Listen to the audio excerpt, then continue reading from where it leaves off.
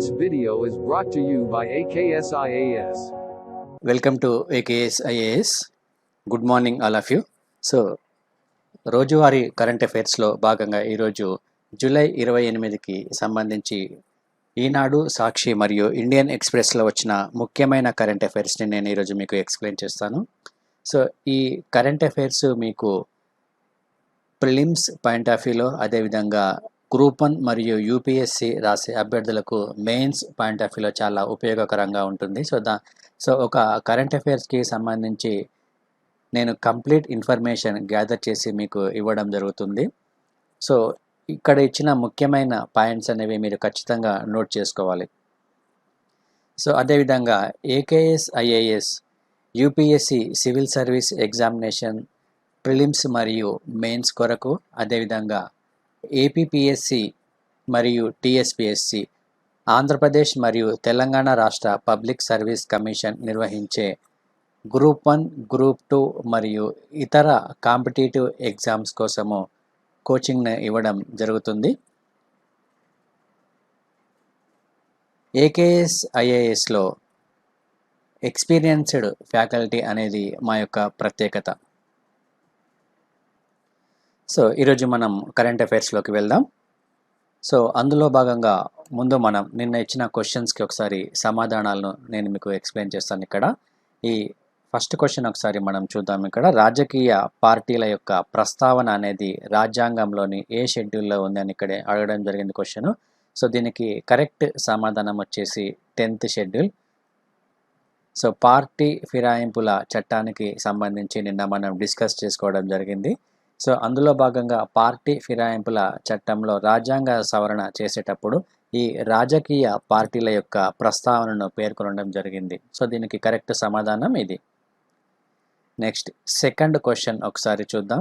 ఈ సెకండ్ క్వశ్చన్లో మనకు ఈ క్రింది ఏ జిల్లాలను సస్యశ్యామలం చేయడమే లక్ష్యంగా ఉత్తరాంధ్ర సుజల స్రవంతి పథకం పనులకు ఆంధ్రప్రదేశ్ ప్రభుత్వము శ్రీకారం చుట్టడం జరిగింది. సో మనకి ఇక్కడ 4 ఆప్షన్స్ ఇవ్వడం జరిగింది.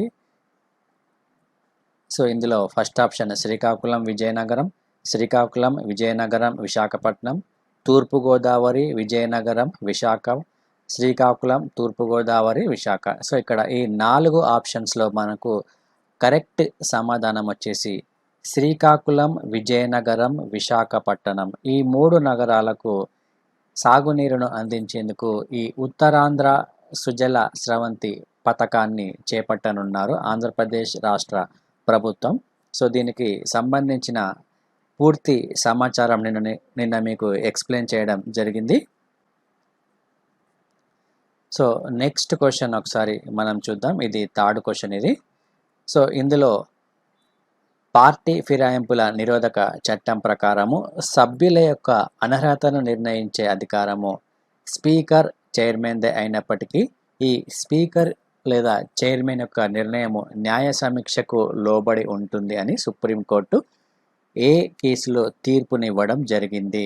సో దీని గురించి నిన్న మీకు క్లియర్గా ఎక్స్ప్లెయిన్ చేయడం జరిగింది. అదేవిధంగా ఈ పార్టీ ఫిరాయింపుల చట్టానికి సంబంధించి 3 కేసులను నేను మీకు ఎక్స్ప్లెయిన్ చేస్తాను. సో దీనికి కరెక్ట్ సమాధానం వచ్చేసి ఫస్ట్ ఆన్సర్ ఇది.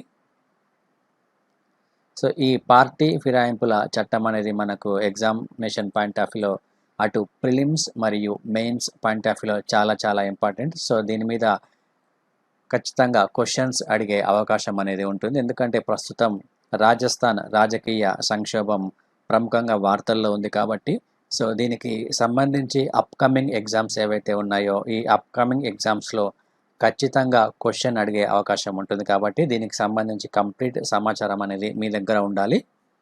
సో ఈరోజు కరెంట్ అఫైర్స్ ఒకసారి మనం తీసుకుంటే ఇందులో మొట్టమొదటి టాపిక్ పిఎం కేర్ ఫండ్స్కి సంబంధించిన టాపిక్ ఇది.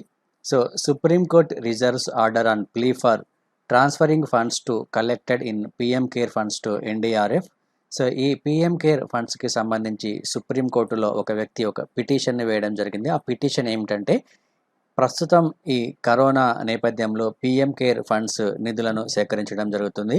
ఈ పిఎం కేర్ ఫండ్స్ అనేవి ఏవైతే ఉన్నాయో ఈ పిఎం కేర్ ఫండ్స్ నిధులను ఎన్డీఆర్ఎఫ్కి నేషనల్ డిజాస్టర్ రిలీఫ్ ఫండ్ ఏదైతే ఉందో ఈ ఎన్డీఆర్ఎఫ్కి ఆ నిధులను ట్రాన్స్ఫర్ చేయాలని ఈ సుప్రీంకోర్టులో ప్రస్తుతం ఈ పిటిషన్ వేయడం జరిగింది. సో దీనిపై సుప్రీంకోర్టు ప్రస్తుతం తీర్పుని పెండింగ్లో ఉంచడం జరిగింది. సో ఇక్కడ మనకు ఎగ్జామినేషన్ పాయింట్ ఆఫ్ వ్యూలో ఇంపార్టెంట్ టాపిక్ చూసుకోవాలి. ఈ పిఎం కేర్స్ ఫండ్ అంటే ఏమిటి, అదేవిధంగా ఎన్డీఆర్ఎఫ్ గురించి కూడా ఒకసారి మనం చూసుకోవాలి. సో ఇక్కడ నేను మీకు ఈ పిఎం కేర్ ఫండ్స్ గురించి ఇవ్వడం జరిగింది.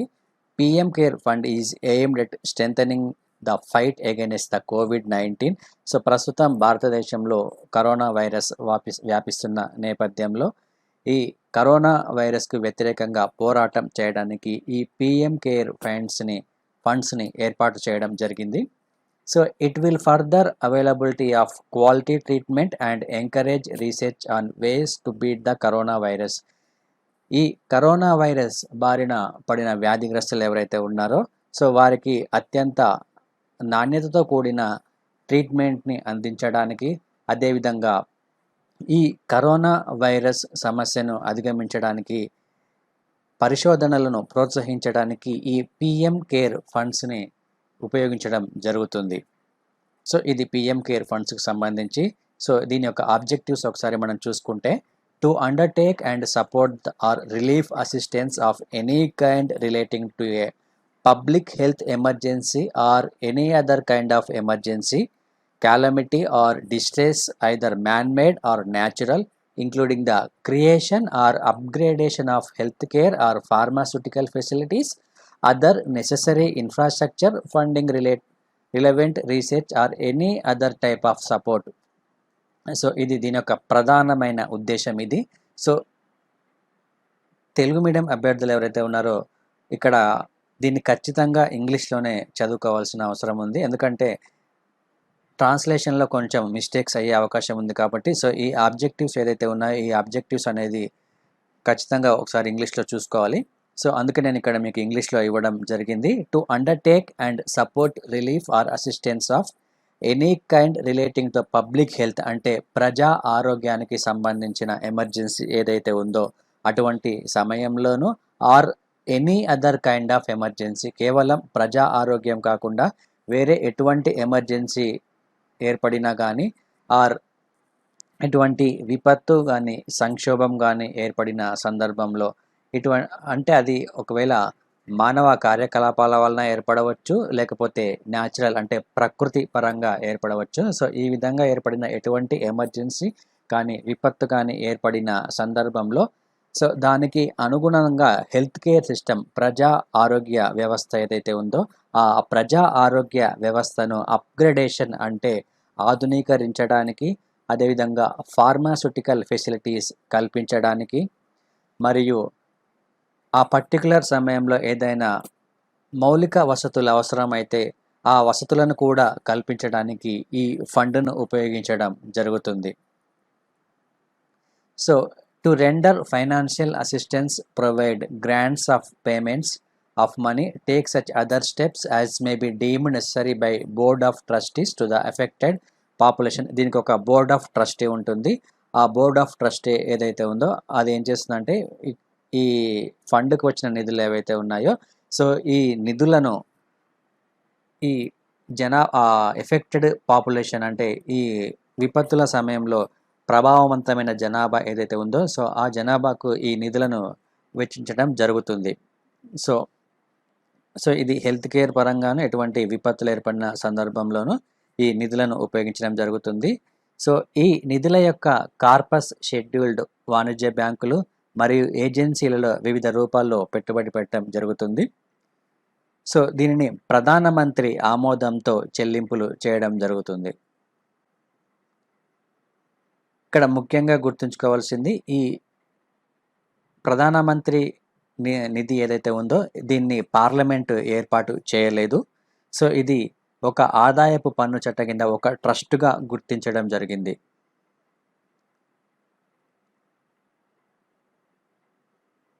సో ఈ ప్రధానమంత్రి కేర్ ఫండ్ ఏదైతే ఉందో ఈ కేర్ ఫండ్కి కేవలం వ్యక్తులు మరియు సంస్థలు స్వచ్ఛందంగా ఇచ్చే చందాలను మాత్రమే స్వీకరించడం జరుగుతుంది.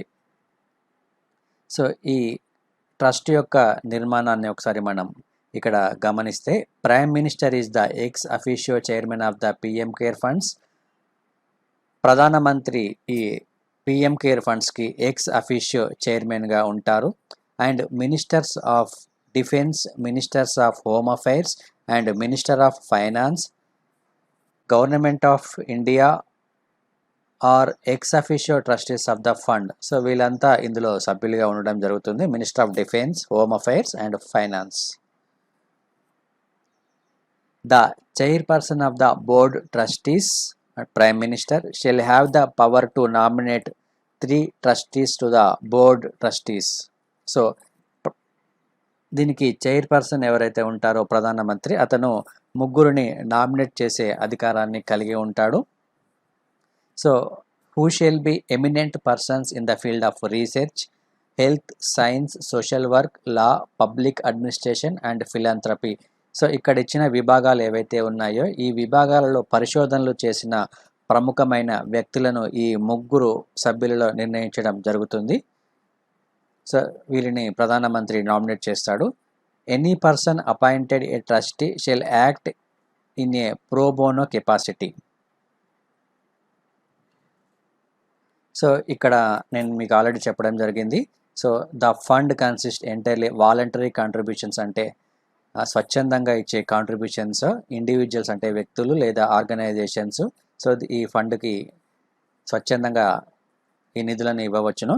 సో ఇక్కడ మనకు ఇన్కమ్ ట్యాక్స్ యాక్ట్ గురించి కూడా ఇవ్వడం జరిగింది. So would qualify the benefits of 100% exemption under the income tax act 1961. So PM Care funds will also qualify to be counted as corporate social responsibility expenditure under the Companies Act 2013. So corporate సామాజిక బాధ్యత ఏదైతే ఉందో ఈ corporate సామాజిక బాధ్యత కింద ఖర్చు చేసే దానికి ఇక్కడ వస్తుంది ఈ పిఎం కేర్ ఫండ్స్ అనేది. సో ఇక్కడ మనకు ఈ పిఎం కేర్ ఫండ్స్కి సంబంధించి prime minister national relief fund అని ఇక్కడ ఇవ్వడం జరిగింది. సో ఇది మనకు ఎగ్జామినేషన్ పాయింట్ ఆఫ్ వ్యూలో ఇంపార్టెంట్. సో ఇది 1948లో దీన్ని ఏర్పాటు చేయడం జరిగింది. భారత ప్రధానమంత్రి పండిత్ జవహర్లాల్ నెహ్రూ ఈ ప్రైమ్ మినిస్టర్ నేషనల్ రిలీఫ్ ఫండ్ని 1948లో ఏర్పాటు చేయడం జరిగింది.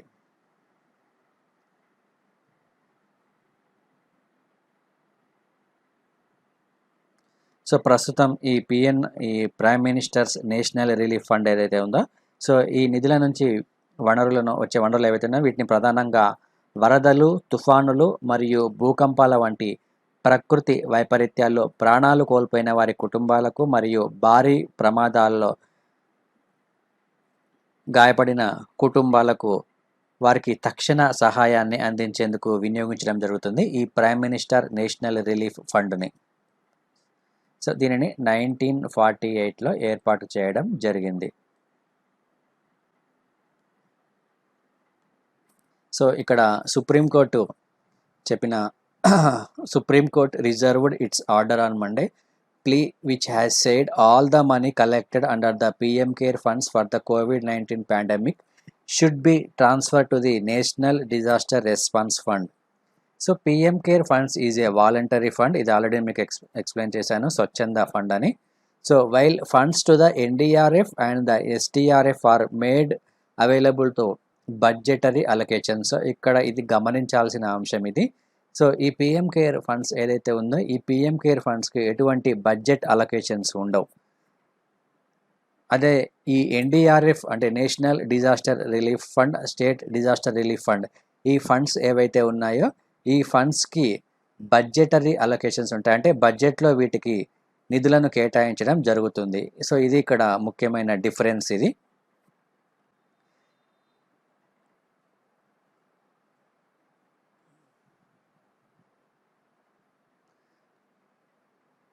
సో ఇతను ఇక్కడ ఏం చెప్తున్నాడంటే, ఇతను పిటిషన్ వేసిన వ్యక్తి ఏం చెప్తున్నాడంటే ఈ పిఎం కేర్ ఫండ్స్ ఏవైతే ఉన్నాయో సో ఈ పిఎం కేర్ ఫండ్స్ అనేవి డిజాస్టర్ మేనేజ్మెంట్ యాక్ట్లో ఉన్న నిబంధనలు ఏవైతే ఉన్నాయో ఆ నిబంధనలకు విరుద్ధంగా ఈ పిఎం కేర్ ఫండ్ అనేది ఉందని ఈ పిటిషన్ ఇక్కడ పేర్కొనడం జరిగింది. అదేవిధంగా ఇతను audit of the NDRF is being conducted by the CAG so ఈ ఎన్డీఆర్ఎఫ్ ఫండ్స్ ఏవైతే ఉన్నాయో ఈ ఎన్డీఆర్ఎఫ్ ఫండ్స్ని కాగ్ ప్రతి సంవత్సరము ఈ కాగ్ ఆడిట్ చేయడం జరుగుతుంది ఈ ఎన్డీఆర్ఎఫ్ ఫండ్స్ని. But the government has said that the audit of the PM care funds will be done by the private auditors. కానీ ప్రభుత్వము ఈ పిఎం కేర్ ఫండ్స్ ఏదైతే ఉందో ఈ పిఎం కేర్ ఫండ్స్ని ప్రైవేట్ ఆడిటర్లచే ఆడిట్ చేయడం జరుగుతుందని చెప్పడం జరిగింది.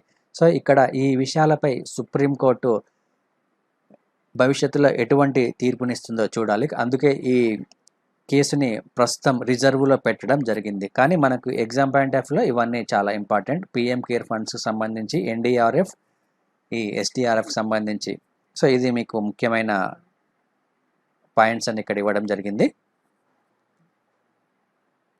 నెక్స్ట్ ఇంకా టాపిక్ తీసుకుంటే India's first solar powered ferry Aditya wins global honour అని ఇక్కడ ముఖ్యంగా ఇవ్వడం జరిగింది. ఇది మనకు ప్రిలిమ్స్ పాయింట్ ఆఫ్ వ్యూలో చాలా ఇంపార్టెంట్.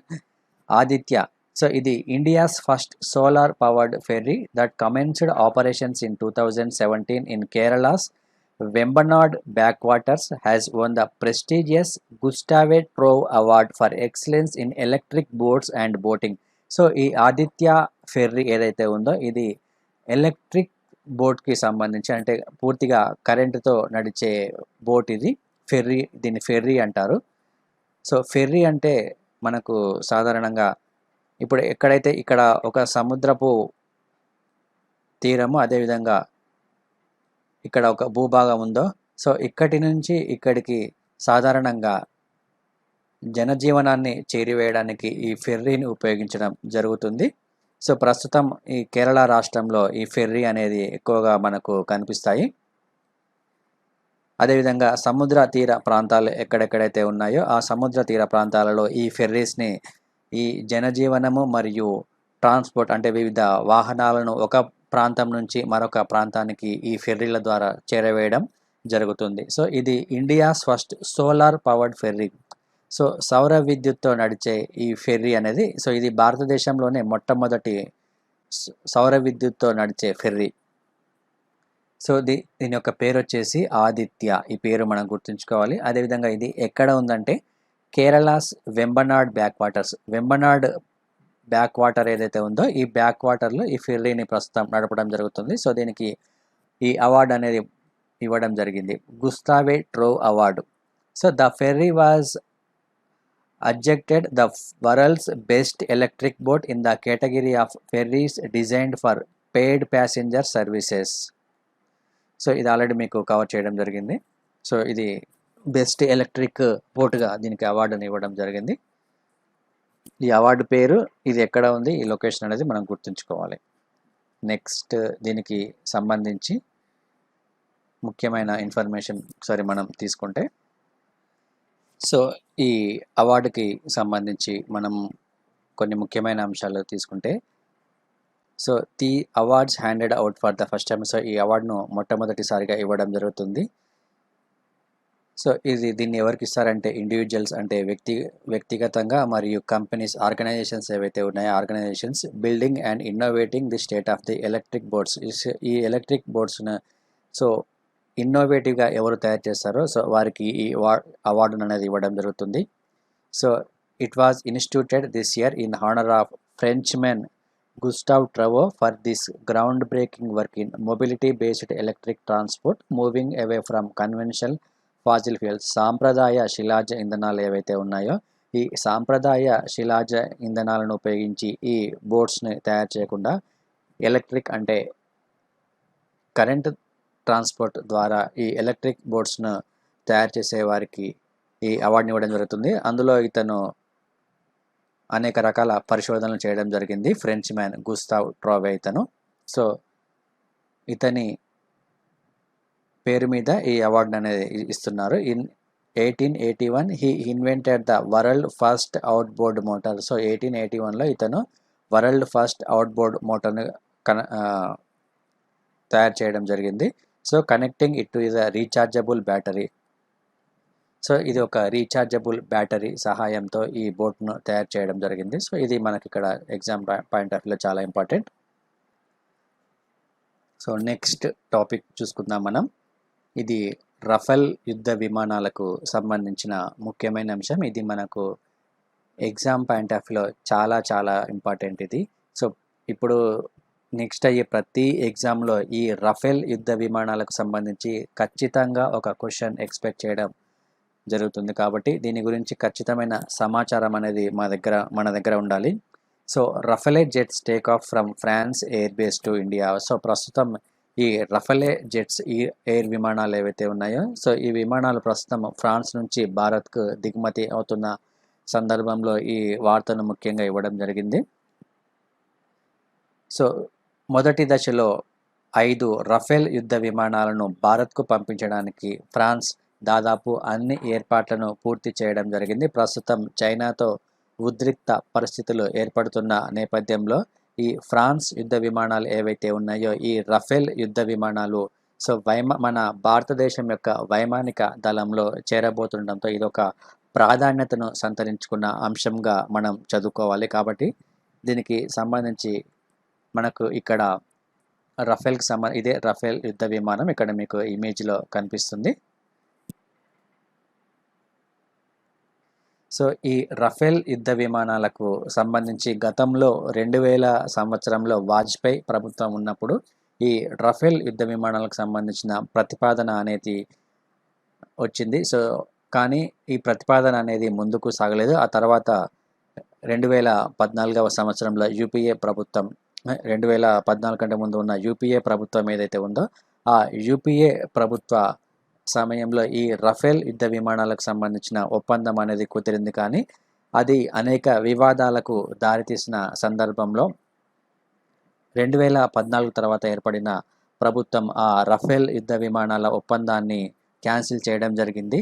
ఆ ఒప్పందాన్ని క్యాన్సిల్ చేసిన తర్వాత ఆ ఒప్పందం స్థానంలో దాదాపు 59,000 కోట్లతో 36 రఫేల్ జెట్ల సరఫరా కోసం ఫ్రాన్స్తో భారత ప్రభుత్వం 2016వ సంవత్సరంలో ఒప్పందం కుదుర్చుకోవడం జరిగింది ఈ రఫేల్ యుద్ధ విమానాలకు సంబంధించి.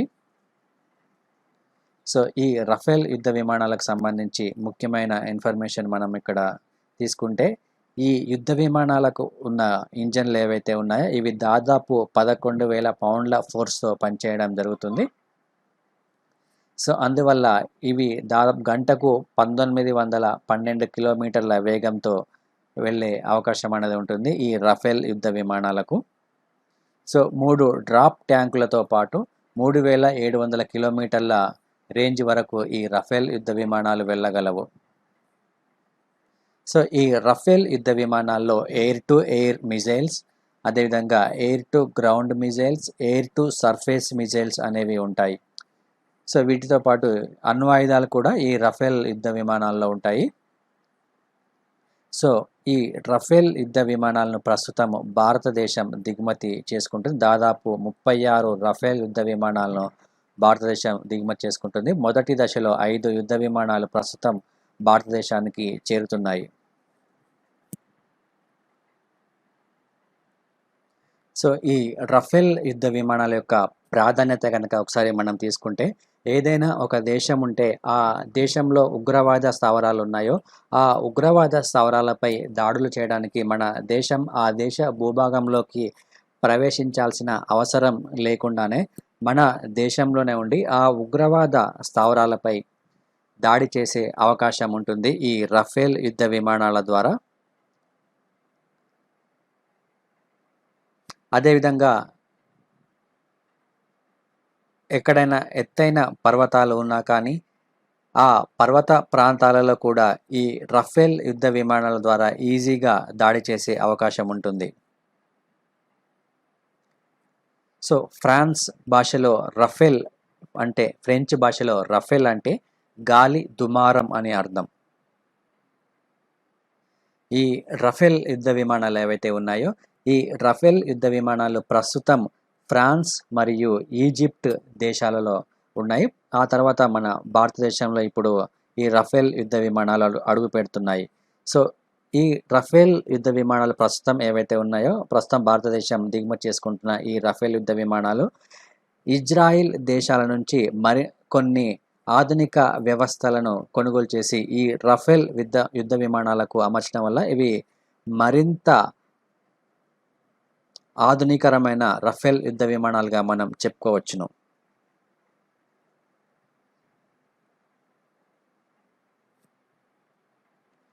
సో ఈ రఫేల్ యుద్ధ విమానాలు గగనతలంలోని లక్ష్యాలను ఛేదించడానికి ఇందులో ఒక మిటియోర్ క్షిపణి ఉంటుంది. ఇది దాదాపు 150 కిలోమీటర్ల దూరంలో ఉన్న శత్రు యుద్ధ విమానాలను, అదేవిధంగా క్రూయిజ్ క్షిపణులను నేలకూల్చే సామర్థ్యం ఈ రఫేల్ యుద్ధ విమానాలకు ఉంటుంది. అదేవిధంగా భూతల లక్ష్యాలు ఏవైతే ఉన్నాయో ఈ భూతల లక్ష్యాలను ధ్వంసం చేయడానికి స్కాల్ప్ క్రూయిజ్ క్షిపణి ఉంటుంది. ఇది దాదాపు 300 కిలోమీటర్లకు పైగా దూరంలోని శత్రు స్థావరాలను నాశనం చేయగలదు. అదేవిధంగా గాలిలో దగ్గరగా ఉన్న శత్రు విమానాలు ఏదైతే ఉన్నాయో ఈ శత్రు విమానాలను నేలకూల్చడానికి మైకా క్షిపణి ఉంటుంది. దీని యొక్క పరిధి వచ్చేసి 80 కిలోమీటర్ల పరిధిగా ఉంటుంది. దీనిని సైలెంట్ కిల్లర్గా పిలుస్తారు ఈ మైకా క్షిపణిని.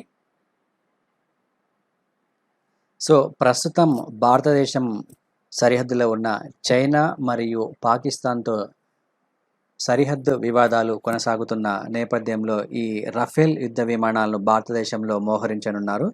మనకు పాకిస్తాన్తో దాదాపు 740 కిలోమీటర్ల సరిహద్దు కలిగి ఉంది. అదేవిధంగా చైనా దేశాన్ని కనుక తీసుకుంటే ఈ చైనా దేశంతో దాదాపు 3488 కిలోమీటర్ల సరిహద్దును కలిగి ఉంది. ఈ సరిహద్దు దేశాలు చైనా మరియు పాకిస్తాన్ ఏవైతే ఉన్నాయో ఈ దేశాల నుంచి భారత్ తరచుగా సమస్యలను మరియు ఉగ్రవాద దాడులను ఎదుర్కొంటున్న సందర్భం ఉంది. ప్రస్తుత పరిస్థితుల్లో ఈ దేశాలను సమర్థవంతంగా ఎదుర్కోవడానికి భారతదేశం ఈ రఫేల్ యుద్ధ విమానాలను వ్యూహాత్మకంగా వినియోగించనుంది. ఈ రఫేల్ జెట్స్ ఏవైతే ఉన్నాయో వీటిని 2 భాగాలుగా విభజించడం జరిగింది. ఇందులో ఒక స్క్వాడ్రన్ను హర్యానాలోని అంబాలాలో, అదేవిధంగా మరొక స్క్వాడ్రన్ను పశ్చిమ బెంగాల్లోని హసీమారాలో ఉన్న ఎయిర్ బేస్లో ఉంచనున్నారు. ఈ అంబాలా అనేది ఢిల్లీకి దాదాపు 200 కిలోమీటర్ల ఉత్తరంలో ఉంది. వెస్ట్రన్ ఎయిర్ కమాండ్ ఆధీనంలో ఈ అంబాలా ఎయిర్ బేస్ పనిచేస్తుంది. గతంలో పాకిస్తాన్లోని బాలాకోట్ మీద ఎయిర్ స్ట్రైక్ చేసిన మిరాజ్ 2000 యుద్ధ విమానాలు ఇక్కడి నుంచే వెళ్ళడం జరిగింది.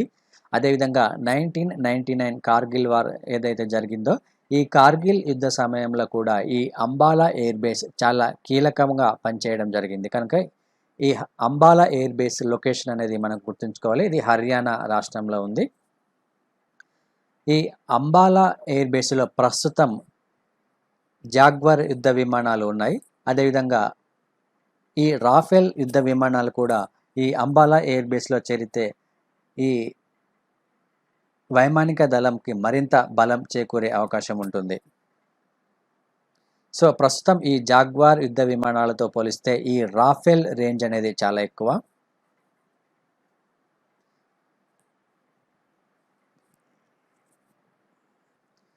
ఇక నెక్స్ట్ ఎయిర్ బేస్ చూసుకుందాం. ఇది హసీమారా ఎయిర్ బేస్. ఇది ఈ హసీమారా ఎయిర్ బేస్ అనేది ఈ రాఫెల్ యుద్ధ విమానాల చూడడానికి సరైన ప్రదేశంగా దీన్ని ఎంపిక చేయడం జరిగింది. ఇది షిల్లాంగ్ కేంద్రంగా ఉన్న తూర్పు ఎయిర్ కమాండ్ పరిధిలో ఇది పనిచేయడం జరుగుతుంది.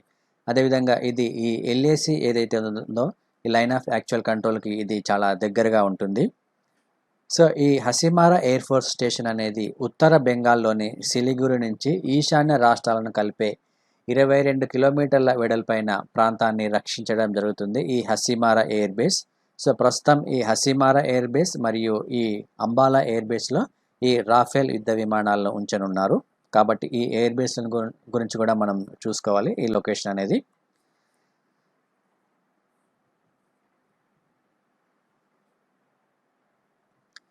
ఇక్కడ ఈ లొకేషన్కి సంబంధించి నేను మీకు ఇక్కడ మ్యాపింగ్ ఇవ్వడం జరిగింది. ఇది హసీమారా ఎయిర్ ఫోర్స్. ఇది వచ్చేసి ఇది Ambala air force.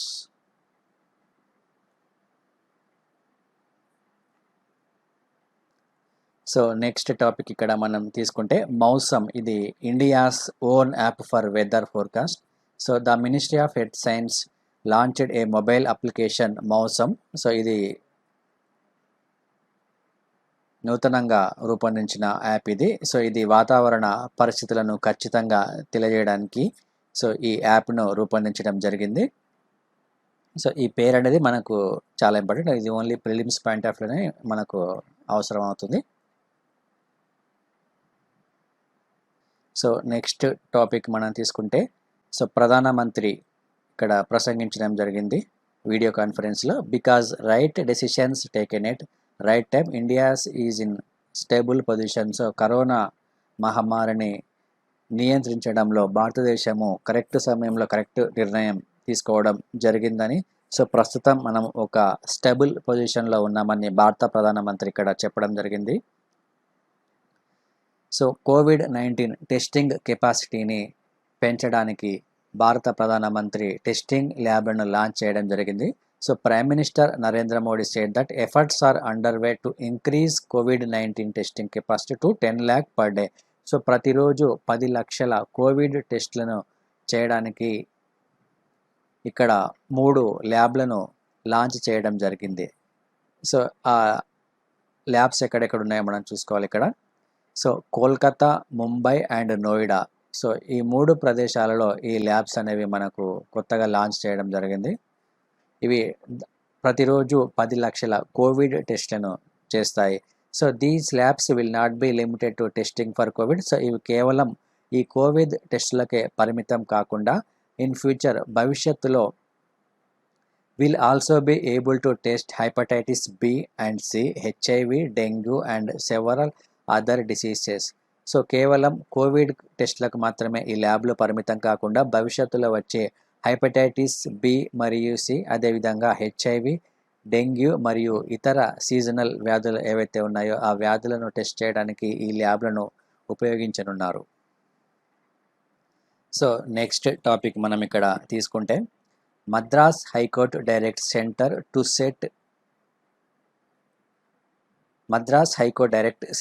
Set up committee on OBC quota. So OBC కోటాకు సంబంధించి ఒక కమిటీని ఏర్పాటు చేయాల్సిందిగా కేంద్రానికి ఆదేశాలు జారీ చేయడం జరిగింది మద్రాస్ హైకోర్టు. సో ప్రస్తుతం ఈ రిజర్వేషన్కు సంబంధించిన కోటా ఏదైతే ఉందో ఈ రిజర్వేషన్కు సంబంధించిన కోటాను స్టడీ చేయాలని, సో దీనికి సంబంధించి ఒక కమిటీని కూడా ఏర్పాటు చేయాలని కేంద్రానికి తెలియజేయడం జరిగింది Madras high court. So the Madras high court and directed the centre to set up A committee to examine the issue of OBC quota in admissions to state-run medical and dental colleges under All India quota. So medical మరియు dental కాలేజీలు ఏవైతే ఉన్నాయో so ఈ రాష్ట్ర పరిధిలో నడిచే ఈ medical మరియు డెంటల్ కాలేజీలకు సంబంధించి ఓబీసీ కోటా అడ్మిషన్స్లో ఆల్ ఇండియా కోటా ఏ విధంగా ఉంది అనే అంశంపై ఒక కమిటీని ఏర్పాటు చేయాలని ఇక్కడ చెప్పడం జరిగింది. The committee comprising the representatives from the centre కేంద్రం నుంచి, అదేవిధంగా స్టేట్ రాష్ట్రం నుంచి and the medical council of India. So medical council of India ఏదైతే ఉందో ఈ మెడికల్ కౌన్సిల్ ఆఫ్ ఇండియా నుంచి సభ్యులను తీసుకోవాలని, ఈ కమిటీలో ఉంచాలని, should be constituted with in the 3 months 3 నెలల్లోగా ఈ కమిటీని ఏర్పాటు చేయాలని హైకోర్టు ఇక్కడ తెలపడం జరిగింది.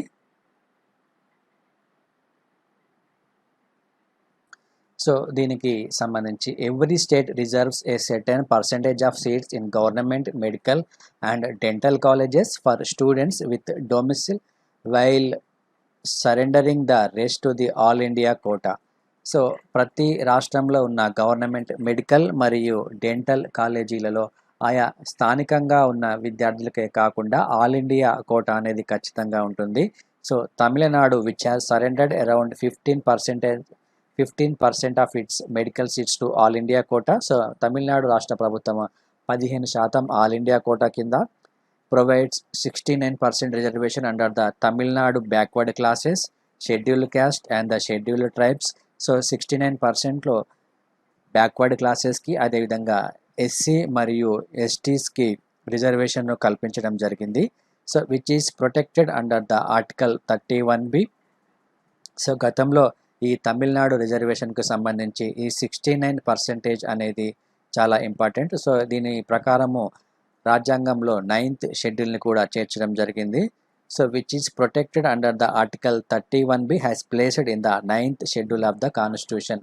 అయితే ప్రస్తుతం ఈ తమిళనాడు రాష్ట్రంలో ఈ గవర్నమెంట్ మెడికల్ మరియు డెంటల్ కాలేజీలకు సంబంధించి రిజర్వేషన్ ఏదైతే ఉందో, సో ఈ రిజర్వేషన్పై ఒక ఖచ్చితమైన క్లారిటీని ఇవ్వాలని ఓబీసీ రిజర్వేషన్కి సంబంధించి, అదేవిధంగా ఆల్ ఇండియా కోటా ఏదైతే ఉందో, సో ఈ ఆల్ ఇండియా కోటాకు సంబంధించిన వివాదం ఏదైతే ఉందో, సో దీని కోసం ఒక కమిటీని ఏర్పాటు చేయాలని ఇక్కడ హైకోర్టు చెప్పడం జరిగింది. సో ఇక్కడ మనకు ఎగ్జామినేషన్ పాయింట్ ఆఫ్లో ఇది ఇంపార్టెంట్. 69% ఆఫ్ రిజర్వేషన్ అనేది చాలా ఇంపార్టెంట్. సో ఈ తమిళనాడు రాష్ట్ర ప్రభుత్వానికి సంబంధించి, అదేవిధంగా ఆర్టికల్ 31B ఒకసారి చూసుకోవాలి, 9th షెడ్యూల్ కూడా ఒకసారి చూసుకోవాలి. సో అదేవిధంగా ఈ ఆల్ ఇండియా కోటా మెడికల్ కాలేజీలకు సంబంధించి ఈ ఆల్ ఇండియా కోటా అనేది కూడా ఒకసారి చూసుకోవాలి. ఇక నెక్స్ట్ టాపిక్ మనం తీసుకుంటే వైద్య పరికరాల దేశీయ తయారీ అని మనకి ఇక్కడ ప్రధానంగా కనిపిస్తుంది. సో నేను ఈ టాపిక్కి సంబంధించి I think 2 to 3 days back కంప్లీట్గా ఎక్స్ప్లెయిన్ చేయడం జరిగింది. సో మన భారతదేశము ఈ వైద్య రంగంలో మరియు ఫార్మాస్యూటికల్ రంగం ఏదైతే ఉందో, ఈ ఫార్మాస్యూటికల్ రంగంలో స్వావలంబన సాధించాల్సిన అవసరం ఉందని ఇక్కడ మీకు ఎక్స్ప్లెయిన్ చేయడం జరిగింది. ఎందుకంటే మన దేశంలో ఈ వైద్య పరికరాలు ఏవైతే ఉన్నాయో, ఈ వైద్య పరికరాలను మన దేశం ఇతర దేశాల నుంచి ఎక్కువగా దిగుమతి చేసుకుంటుంది. సో ఇతర దేశాల మీద ఎక్కువగా ఆధారపడిన సందర్భంలో సో మన దేశంలోనే ఈ వైద్య పరికరాలను తయారు చేసే విధంగా మన పరిశ్రమలను ప్రోత్సహించాల్సిన అవసరం ఉందని ప్రస్తుతం భారత ప్రభుత్వం ఈ నిర్ణయాన్ని తీసుకోవడం జరిగింది. సో ప్రస్తుతం ఇక్కడ న్యూస్ కనుక ఒకసారి మనం తీసుకుంటే, ప్రస్తుతం ఈ కరోనా వైరస్ భారతదేశంలో విస్తరిస్తున్న నేపథ్యంలో సో మన దేశం ప్రస్తుతం ఎదుర్కొంటున్న ప్రధాన సమస్య వచ్చేసి ఈ వైద్య పరికరాలకు సంబంధించి సరైన టెస్టింగ్ కిట్లు, అదేవిధంగా N95 మాస్కులు అనేవి సరిగ్గా అందుబాటులో లేకపోవడం అనేది ప్రస్తుతం మన భారతదేశం ఎదుర్కొంటున్న ప్రధానమైన సమస్య. సో ఇటువంటి ఇబ్బందులు ఎదుర్కొంటున్న సందర్భంలో సో మన దేశంలోనే ఈ పరికరాలను తయారు చేసుకోవాల్సిన అవసరం ఉంది. సో ప్రస్తుతం ఈ చికిత్సలకు అవసరమైన పరికరాలు ఏవైతే ఉన్నాయో వీటిని మనం ఎక్కువగా విదేశాల నుంచి దిగుమతి చేసుకోవడం జరుగుతుంది. సో దాదాపు దేశీయ అవసరాల్లో 85% వైద్య పరికరాలకు దిగుమతులే ఆధారం అని మన దేశంలో కేవలం 15% మాత్రమే సో వీటిని ఉత్పత్తి చేస్తున్న వైద్య పరికరాలకు సంబంధించి. సో మిగిలిన 85% అనేవి ఎక్కువగా మనం ఇంపోర్ట్స్ మీదనే డిపెండ్ అయి ఉన్నాం. సో ప్రస్తుతం దేశీయంగా ఈ వైద్య ఉపకరణాల తయారీని ప్రోత్సహించడానికి కేంద్ర ప్రభుత్వము ఈ తయారు చేసే కంపెనీలు ఏవైతే ఉన్నాయో ఈ కంపెనీలకు దాదాపు 3,420 కోట్లతో సో వచ్చే 5 సంవత్సరాలకి ఒక ఉత్పత్తి ఆధారిత రాయితీ పథకాన్ని ప్రకటించడం జరిగింది. సో ఈ రాయితీని ప్రకటించడం ద్వారా మన దేశంలో ఉన్న కంపెనీలు ఈ వైద్య పరికరాలను తయారు చేసే అవకాశం అనేది మరింతగా ప్రోత్సహించినట్లు అవుతుంది. సో అదేవిధంగా క్లస్టర్ పద్ధతి ఏదైతే ఉందో ఈ క్లస్టర్ పద్ధతిలో అన్ని సౌకర్యాలతో ఈ వైద్య పరికరాల తయారీ పార్కులను ఏర్పాటు చేయడానికి దాదాపు 400 కోట్లతో మరొక నూతన పథకాన్ని కూడా ఆవిష్కరించడం జరిగింది. సో ఇందులో ముఖ్యంగా సో ఇది నేను చెప్పింది ఆల్రెడీ 85% వైద్య పరికరాలు దిగుమతి చేసుకుంటున్నామని. సో దీనికోసం కొన్ని నిధులను కూడా కేటాయించడం జరిగింది ఉత్పత్తి ఆధారిత రాయితీ పథకం ఆధారంగా. సో అంటే ఈ దేశంలో మనం ఏవైతే ఈ వైద్య పరికరాలు తయారు చేసే కంపెనీలు ఏవైతే ఉన్నాయో సో వారికి రాయితీని ఇవ్వడం జరుగుతుంది. సో వ్యాధులు ఏవైతే ఉన్నాయో ఈ వ్యాధులను 4 తరగతులుగా విభజించి సో వాటికి సంబంధించిన వైద్య పరికరాలను తయారు చేసే కంపెనీలకు రాయితీలు ఇవ్వాలని నిర్ణయించడం జరిగింది. సో ఇందులో క్యాన్సర్, రేడియోథెరపీ, ఇమేజింగ్ పరికరాలు, అదేవిధంగా రేడియాలజీ విభాగానికి సంబంధించిన imaging medical equipment, anaesthesia, cardio respiratory పరికరాలు, కోహ్లియర్ ఇంప్లాంట్స్, అదేవిధంగా ఫేస్ మేకర్ వంటి ఎలక్ట్రానిక్ పరికరాలు. సో ఇవన్నీ వైద్య రంగానికి సంబంధించిన పరికరాలు. సో వీటిని మన భారతదేశంలో ఉత్పత్తి చేయనున్నారు. సో అదేవిధంగా దేశవ్యాప్తంగా ఈ వైద్య పరికరాల తయారీ పార్కులను రాష్ట్రాల భాగస్వామ్యంతో ఏర్పాటు చేయాలని కేంద్ర ప్రభుత్వం నిర్ణయించడం జరిగింది. సో ఈ వైద్య పరికరాల తయారీ పార్కులను ఏ రాష్ట్రాలైతే ఇంట్రెస్ట్ చూపిస్తాయో ఆ రాష్ట్రాలకు కేంద్రం నిధులను కేటాయించడం జరుగుతుంది. అదేవిధంగా దానికి కావలసిన స్థలం, అభివృద్ధి కేటాయింపులు, అదేవిధంగా దానికి కావాల్సిన మౌలిక వసతులు ఏవైతే ఉన్నాయో ఈ రహదారుల నిర్మాణము, నీటి సరఫరా, అదేవిధంగా కాలుష్య నివారణ చర్యలు, సో వీటన్నిటినీ కేంద్ర ప్రభుత్వం అందించనుంది. కాబట్టి రాష్ట్ర ప్రభుత్వాలు తక్షణమే ఈ వైద్య పరికరాల తయారీ పార్కులను ఏర్పాటు చేయాల్సిన ఆవశ్యకత అనేది ఎంతైనా ఉంది. సో తద్వారా ఆయా రాష్ట్రాలలో ఆ రాష్ట్ర ప్రజానీకం ఏదైతే ఉందో సో అందులో వారికి ఉపాధి కూడా కలిగే అవకాశం ఉంటుంది. కాబట్టి ఈ పార్కులను తయారు చేయాలి ఖచ్చితంగా. సో ఈ పార్కుల్లో కామన్ సదుపాయాల కల్పనకు అవసరమయ్యే వ్యయంలో దాదాపు 70% కేంద్ర ప్రభుత్వము రాష్ట్ర ప్రభుత్వాలకు అందజేయడం జరుగుతుంది. ఇక్కడ ఈ పర్సెంటేజ్ అనేది మనకు చాలా ఇంపార్టెంట్. సో ఎంత శాతాన్ని కేంద్ర ప్రభుత్వము రాష్ట్రాలకు అందజేస్తుంది మాకు చాలా ఇంపార్టెంట్. ఈశాన్య రాష్ట్రాలు, అదేవిధంగా హిమాచల్ ప్రదేశ్, ఉత్తరాఖండ్, జమ్మూ కాశ్మీర్ రాష్ట్రాల్లో ఏర్పాటు చేసే యూనిట్లకు మాత్రం 90% నిధులను కేటాయించనుంది. సో ఒక్కొక్క పార్కుకు 80 కోట్ల నుంచి 100 కోట్ల వరకు మంజూరు అయ్యే అవకాశం ఉంది. సో ఇటువంటి పార్కులను రాష్ట్రాలలో ఏర్పాటు చేయడం వలన దేశీయ తయారీ పెరిగి దిగుమతులపై ఆధారపడడం క్రమక్రమంగా తగ్గుతుంది. సో వైద్య పరికరాల పాత్ర కనుక ఒకసారి మనం తీసుకుంటే గత 2 దశాబ్దాలలో చైనా, భారత్ల మధ్య వాణిజ్యం దాదాపు 30 రెట్లుగా పెరిగింది కేవలం ఈ వైద్య పరికరాల ద్వారానే. సో వాణిజ్యంలో ఔషధాలు, వైద్య పరికరాలు మనకు చాలా ప్రధానమైన పాత్రను పోషిస్తున్నాయి. ఎందుకంటే మన దేశ జనాభా కూడా చాలా ఎక్కువ. మన దేశంలో ఉన్న జనాభాకు సో ఇక్కడ ఎక్కువగా సీజనల్ వ్యాధులు ప్రబలే అవకాశం ఉంది. కాబట్టి సో ఆరోగ్య రంగంపై మరింత ఒత్తిడి పెరిగే అవకాశం ఉంది. ఈ వైద్య పరికరాలు కొరత ఏర్పడిన సందర్భంలో సో ఈ ప్రజా ఆరోగ్యం పైన తీవ్రమైన ప్రభావం చూపుతుంది. సో ఈ భారత్ ఈ చైనా నుంచి చాలా ఎక్కువగా ఈ వైద్య పరికరాలను దిగుమతి చేసుకుంటున్న సందర్భం ఉంది కనుక సో వీటిని మరింతగా తగ్గించుకోవాల్సిన అవసరం ఉంది. సో ఔషధాలను మరియు ఔషధాల తయారీకి అవసరమయ్యే పదార్థాలను ఈ వైద్య పరికరాలను దిగుమతి చేసుకుంటుంది చైనా నుంచి. సో 2019-20వ సంవత్సరంలో దాదాపు 1150 కోట్ల విలువైన ఫార్మా ఉత్పత్తులను చైనా నుంచి భారత్ దిగుమతి చేసుకుంది. అదేవిధంగా ఔషధాల తయారీకి అవసరమైన ముడి పదార్థాలు ఏవైతే ఉన్నాయో ఆ ముడి పదార్థాలతో పాటు ఇతర పరికరాలను కూడా భారత్ దిగుమతి చేసుకున్నట్లు ఈ గణాంకాలు మనకు తెలియజేస్తున్నాయి.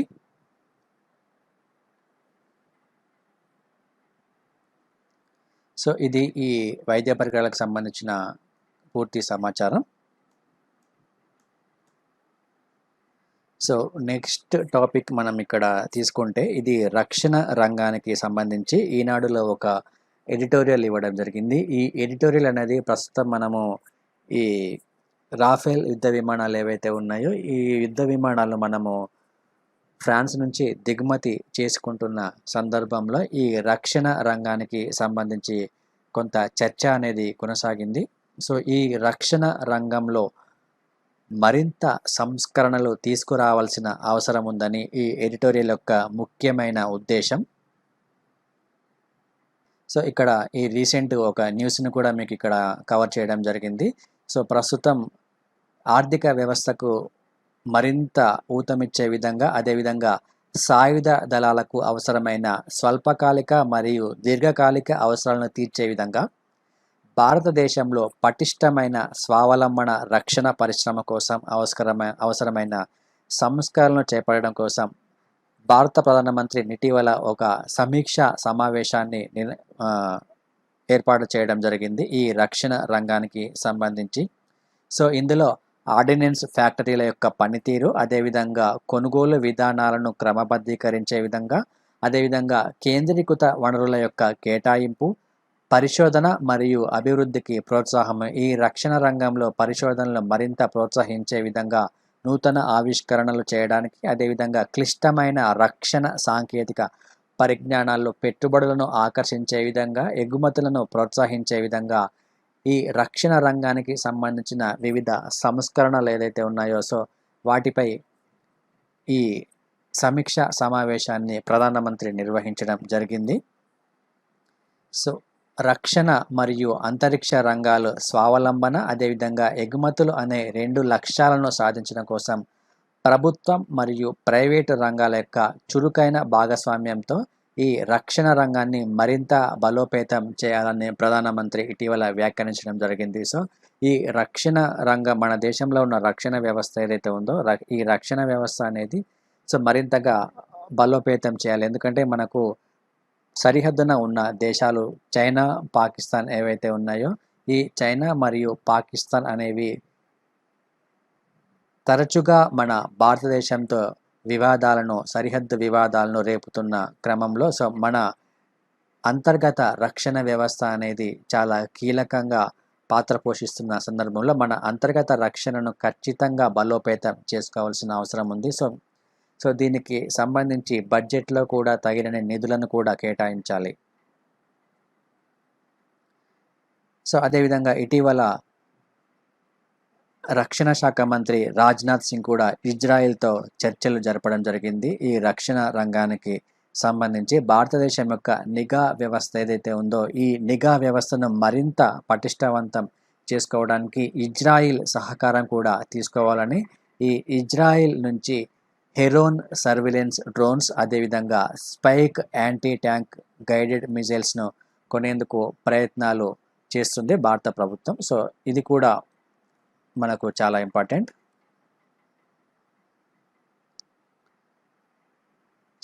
ఇది మనం బడ్జెట్ ఒకసారి మనం చూసుకోవాలి. ఈ రక్షణ రంగానికి సంబంధించి ఈ రక్షణ రంగానికి నిధుల కేటాయింపు అనేది 2020-21 ఆర్థిక సంఘంలో స్వల్పంగా పెరగడం జరిగింది. ఈ రంగానికి దాదాపు 3.37 లక్షల కోట్లను కేటాయించడం జరిగింది 2020-21 ఆర్థిక సంవత్సరంలో. గత ఆర్థిక సంవత్సరంలో రక్షణ రంగానికి 3.18 లక్షల కోట్లను కేటాయించగా ప్రస్తుతం ఇది 5.63% మేర కేటాయింపులు జరిగినాయని ఈ బడ్జెట్ మనకు తెలియజేస్తుంది. ఈ బడ్జెట్లో రక్షణ రంగానికి చేసిన కేటాయింపులు ఏదైతే ఉన్నాయో ఈ 3.37 లక్షల కోట్లలో అందులో 1.13 లక్షల కోట్లను నూతన ఆయుధాలు, యుద్ధ నౌకలు మరియు విమానాల ఇతర ఆయుధ సంపత్తి కొనుగోలు కోసం వెచ్చించడం జరుగుతుంది. గత సంవత్సరంతో పోలిస్తే ఇందులో దాదాపు 10,340 కోట్లు పెరగడం జరిగింది. అదేవిధంగా ఈ రక్షణ రంగంలో పింఛన్లకు సంబంధించి 1.33 లక్షల కోట్లను కేటాయించడం జరిగింది.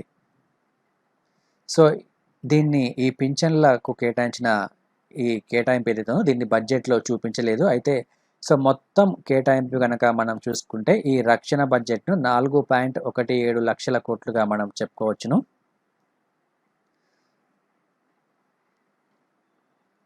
ఈ రక్షణ రంగానికి సంబంధించి ఇటీవల నిర్మలా సీతారామన్ కూడా కొన్ని కీలకమైన వ్యాఖ్యలు చేయడం జరిగింది. ఈ రక్షణ రంగానికి సంబంధించి ఈ రక్షణ సామాగ్రి ఏదైతే ఉందో వీటిని భారత్లోనే తయారు చేసేందుకు మరింతగా ప్రోత్సహించే అవకాశం ఉంది. ఇప్పటి వరకు వివిధ దేశాల నుంచి దిగుమతి చేసుకుంటున్న ఈ ఆయుధ సామాగ్రి ఏదైతే ఉందో దీన్ని క్రమక్రమంగా దిగుమతులు తగ్గించే అవకాశం ఉంది భవిష్యత్తులో. రీసెంట్గా మీకు ఒక న్యూస్ కూడా చెప్పడం జరిగింది. దాదాపు 86% మనము రష్యా మీద ఆధారపడి ఉన్నామని, రష్యా నుంచి ఈ ఆయుధ సామాగ్రిని 86% మనం దిగుమతి చేసుకుంటున్నామని రీసెంట్గా ఒక న్యూస్ కూడా మీకు కవర్ చేయడం జరిగింది. ఈ దిగుమతులను మనం క్రమక్రమంగా తగ్గించుకోవాల్సిన అవసరం ఉంది. దీనివల్ల దిగుమతి చేసుకునేందుకు అయ్యే ఖర్చు చాలా భారీగా తగ్గే అవకాశం ఉంటుంది. అదేవిధంగా ఈ ఆర్డినెన్స్ ఫ్యాక్టరీస్ ఏవైతే ఉన్నాయో ఈ ఆర్డినెన్స్ ఫ్యాక్టరీ బోర్డులను కార్పొరేటీకరణ చేస్తామని ఇటీవల ప్రకటించడం జరిగింది. అంటే దీన్ని కంప్లీట్గా ప్రైవేటీకరణ కాదని దాన్ని బెస్ట్ మేనేజింగ్ వ్యవస్థగా తీర్చిదిద్దుతామని, ఈ ఆర్డినెన్స్ ఫ్యాక్టరీలను స్టాక్ మార్కెట్లో లిస్ట్ చేస్తామని చెప్పడం జరిగింది. అదేవిధంగా రక్షణ రంగానికి సంబంధించిన విదేశీ ప్రత్యక్ష పెట్టుబడులు ఏవైతే ఉన్నాయో ఈ ఎఫ్డిఐలను 49% నుంచి 75% పెంచడం జరిగింది ఇటీవల.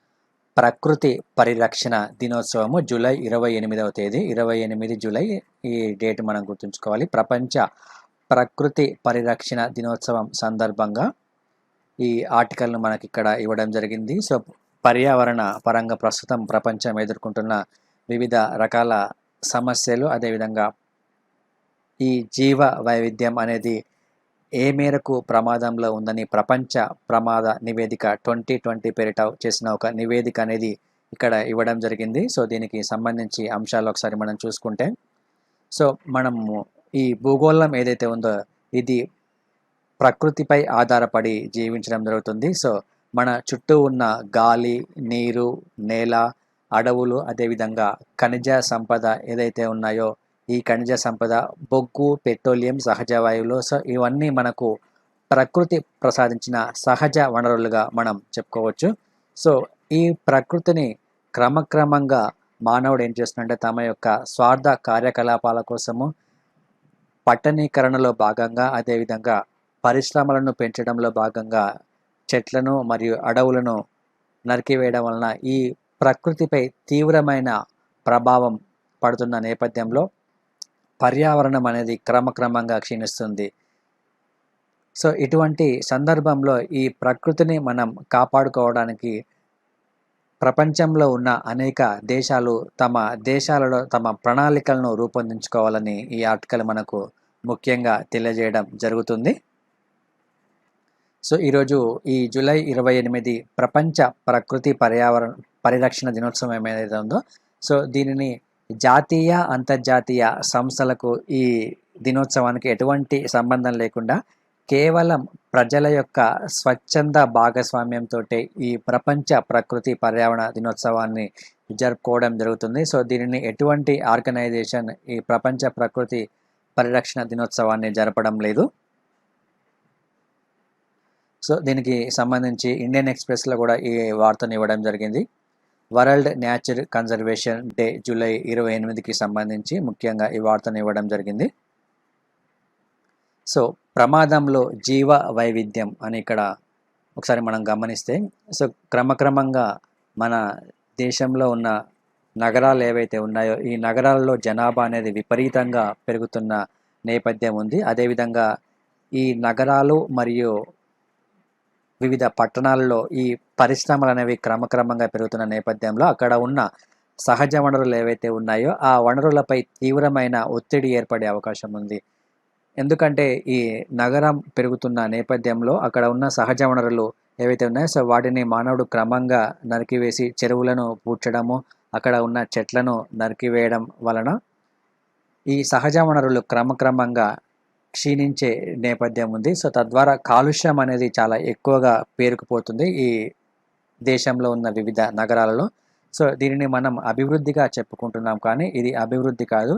సో మనం పర్యావరణాన్ని క్షీణింప చేస్తున్నామని ఒకసారి మనం దీన్ని అర్థం చేసుకోవాలి. సో ఇక్కడ వివిధ కారణాలు ఇవ్వడం జరిగింది. అడవులను నరికివేయడము, రసాయన ఎరువుల వినియోగము, శిలాజ ఇంధనాల వాడకము, ప్లాస్టిక్ వినియోగము, గనులు త్రవ్వడం వంటి చర్యల వలన అసంఖ్యాక జంతు మరియు వృక్ష జాతులు క్రమక్రమంగా ఈ ప్రపంచంలో అంతరించడం జరుగుతుంది. అదేవిధంగా పచ్చిక బయళ్ళు, సముద్రపు తీరాలు, పగడపు దిబ్బలు, చిత్తడి నేలలు ఇవన్నీ మానవ కార్యకలాపాల వలన కనుమరుగయ్యే అవకాశం ఉంది.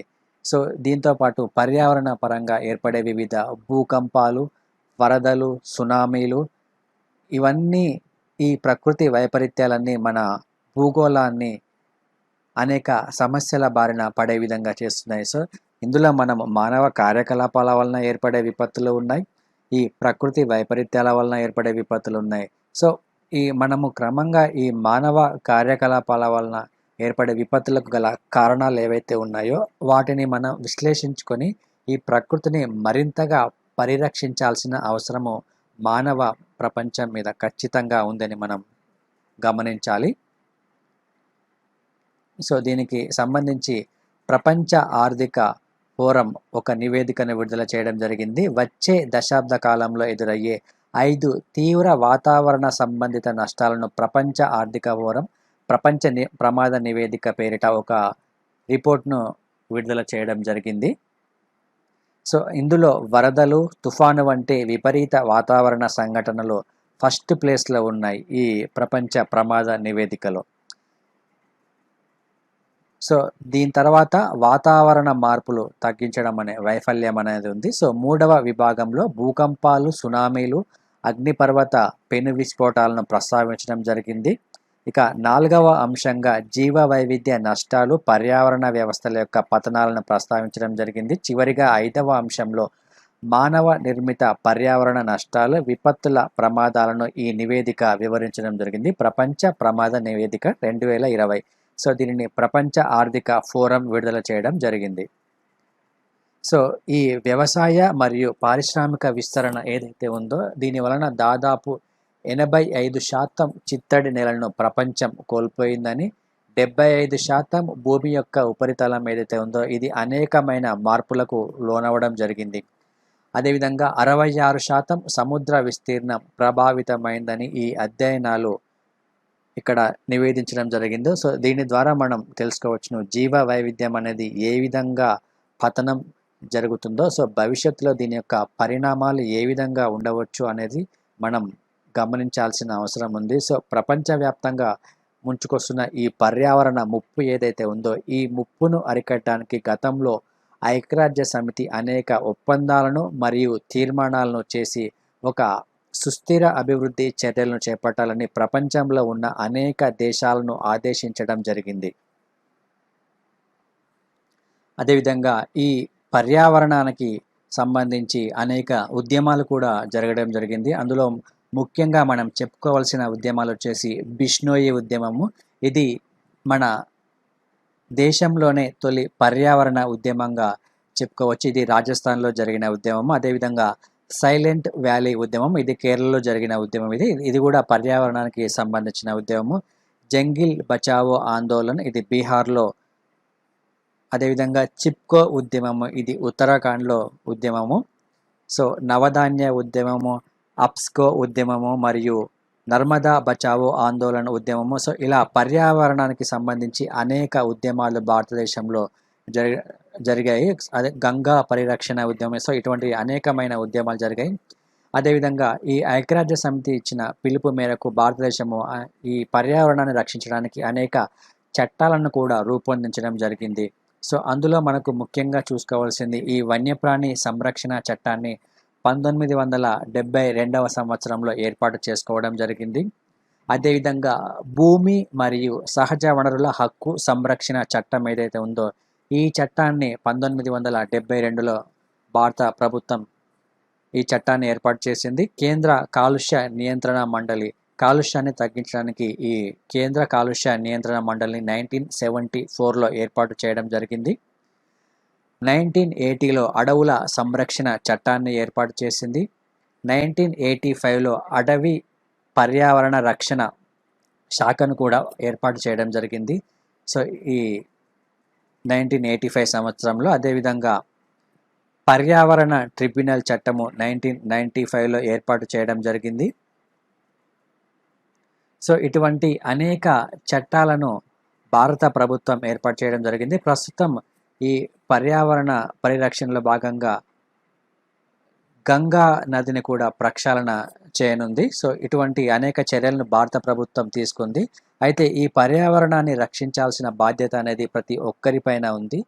సో ఇది భారతదేశంతో పాటు ప్రపంచ దేశాలు చట్టపరమైన మరియు విధానపరమైన చర్యలు చేపట్టి ఒక సుస్థిర అభివృద్ధికి కృషి చేయాల్సిన అవసరం ఉంది. సో ముఖ్యంగా వాయు కాలుష్య నివారణకు ఈ వ్యక్తిగత వాహనాల యొక్క వినియోగాన్ని తగ్గించాలి.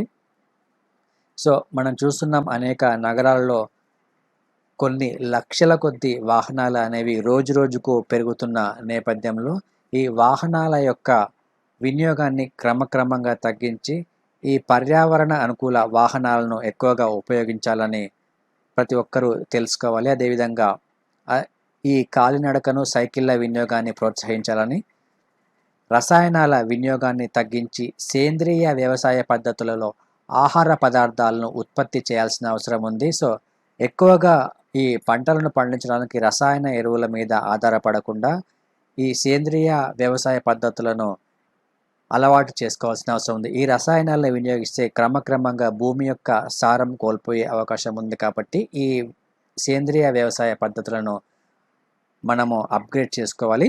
సో పెరుగుతున్న జనాభా అవసరాలకు అనుగుణంగా సౌరశక్తి, పవనశక్తి మరియు జల విద్యుత్తును అందుబాటులోకి తీసుకురావాలి. పర్యావరణ సంరక్షణకు 3R ఫార్ములాను ఉపయోగించాలి.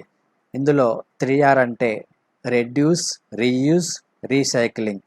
సో తగ్గించడము, తిరిగి వాడటము మరియు పునరుద్ధరణ వంటి పద్ధతులను ఈ పర్యావరణ సంరక్షణకు ఉపయోగించుకోవాలి. ఈ భూగర్భ జలాల పెంపు కోసము ప్రతి ఇంటిలో ఇంకుడు గుంతలను, ప్రతి గ్రామంలో చెక్ డ్యామ్లను నిర్మించుకోవాలి. అడవుల పెంపకానికి ప్రోత్సహిస్తూ పర్యావరణ హితమైన చర్యలు చేపట్టాలి. సో దీనికి కేంద్ర మరియు రాష్ట్ర ప్రభుత్వాలు ఈ అడవులను పెంపడానికి అనేక కార్యక్రమాలు తీసుకోవాలి.